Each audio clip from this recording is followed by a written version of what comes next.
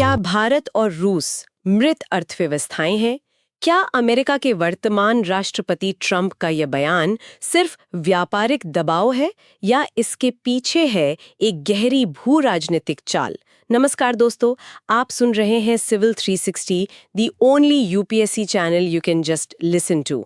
आज के इस एपिसोड में हम बात करेंगे अमेरिकी राष्ट्रपति डोनाल्ड ट्रंप की उस आक्रामक टिप्पणी की जिसने भारत, रूस और वैश्विक कूटनीति को हिलाकर रख दिया है। ट्रंप ने हाल ही में अपने ट्रूथ सोशल अकाउंट पर कहा, I don't care what India does with Russia, they can take their dead economies down together. साथ ही उन्होंने ये भी आरोप लगाया कि भारत के टैरिफ दुनिया में सबसे ऊंचे हैं और अमेरिका का भारत के साथ वेरी लिटिल बिजनेस होता है। इस एपिसोड में हम समझेंगे इस बयान के पीछे की अंतर्राष्ट्रीय राजनीति, ट्रेड वॉर और भारत की रणनीतिक स्वायत्तता से जुड़े गहरे पहलू। चलिए शुरू करते हैं आज की ये विश्लेषणात्मक यात्रा। बिल्कुल, राष्ट्रपति ट्रंप की ये जो टिप्पणियां हैं और हालिया कदम, ये काफी अहम हैं। सिर्फ डेड इकोनॉमीज वाली बात ही नहीं है, उन्होंने भारतीय सामानों पर 25% टैरिफ यानी आयात शुल्क भी लगाया है। अच्छा, 25%? हाँ, और इसके पीछे देखिए मुख्य वजह तो भारत यूएस के बीच जो बायलैटरल ट्रेड डील अटका हुआ है वो है, और साथ ही भारत के रूस के साथ जो व्यापारिक संबंध बढ़ रहे हैं वो भी एक फैक्टर है। और अमेरिका में जो इंटरनल प्रेशर है जॉब्स और मैन्युफैक्चरिंग को लेकर, वो भी कहीं ना कहीं भूमिका निभा रहा है। और बात सिर्फ टैरिफ्स तक ही नहीं रुकी है ना? सुनने में आया है कि 6 भारतीय कंपनीज पर सैंक्शंस मतलब प्रतिबंध भी लगाए गए हैं। इसका क्या आधार है? हाँ, ये बात सही है। ये सैंक्शंस अमेरिका के Iran freedom and counter proliferation act के तहत लगे हैं। आरोप ये है कि इन कंपनियों ने ईरान के साथ क्रूड ऑयल और पेट्रोकेमिकल्स का व्यापार किया। ऐसा कहा जा रहा है कि ये व्यापार यूएई और सिंगापुर के रास्ते से हुआ। कुछ शेल कंपनीज मतलब बस नाम की कंपनियां और फॉल्स पेपर्स यानी जाली दस्तावेजों के जरिए।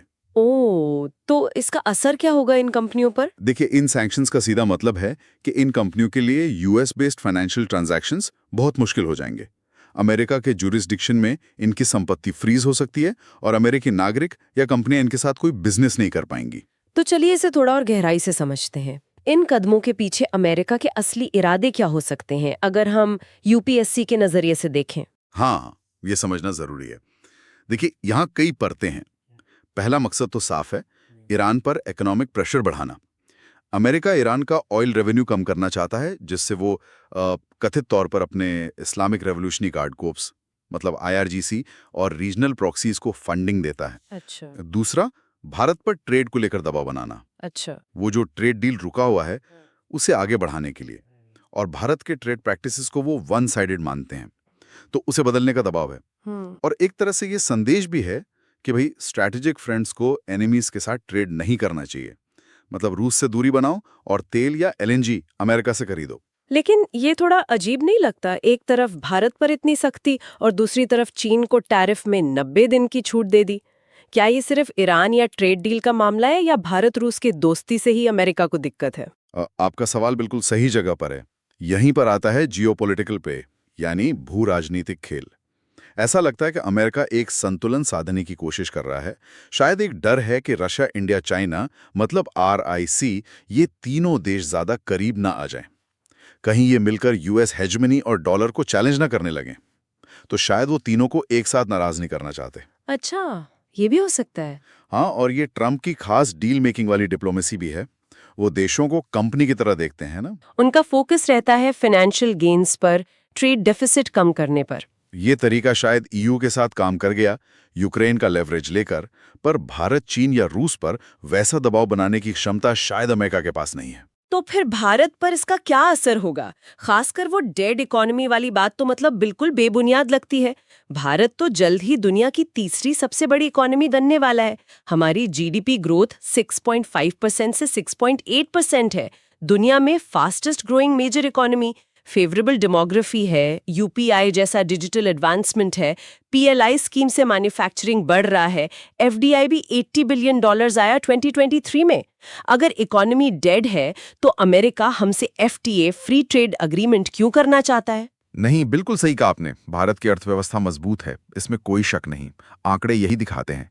लेकिन हाँ, इन अमेरिकी कदमों का असर तो पड़ेगा। टैरिफ से हमारे कुछ सेक्टर्स जैसे टेक्सटाइल्स, फार्मा, इलेक्ट्रॉनिक्स, इनको 5 से 8 बिलियन डॉलर का नुकसान हो सकता है, ऐसा अनुमान है।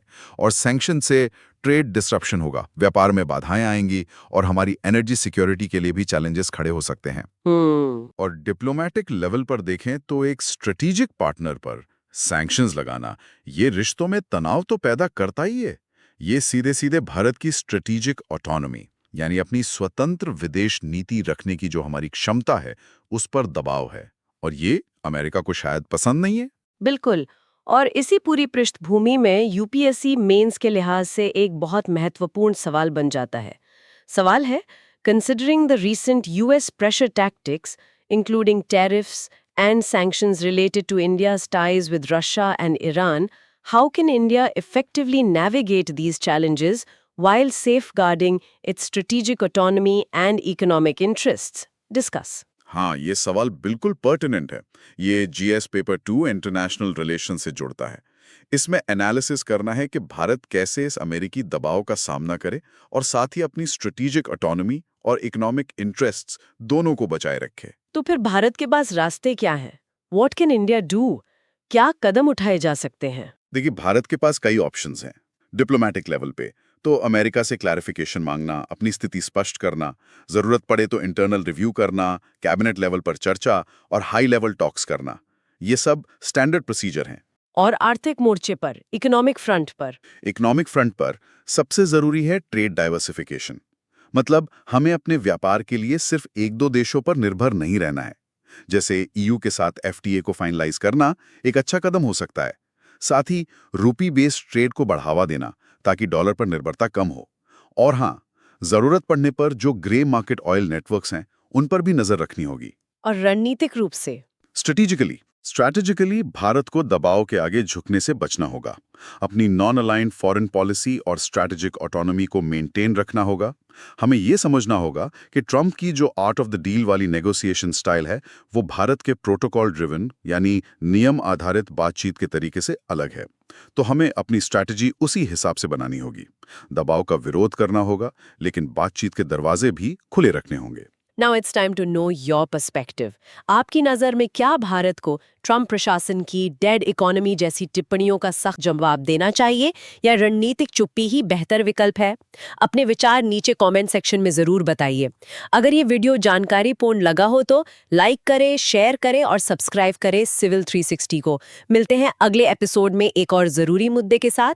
धन्यवाद और जय हिंद।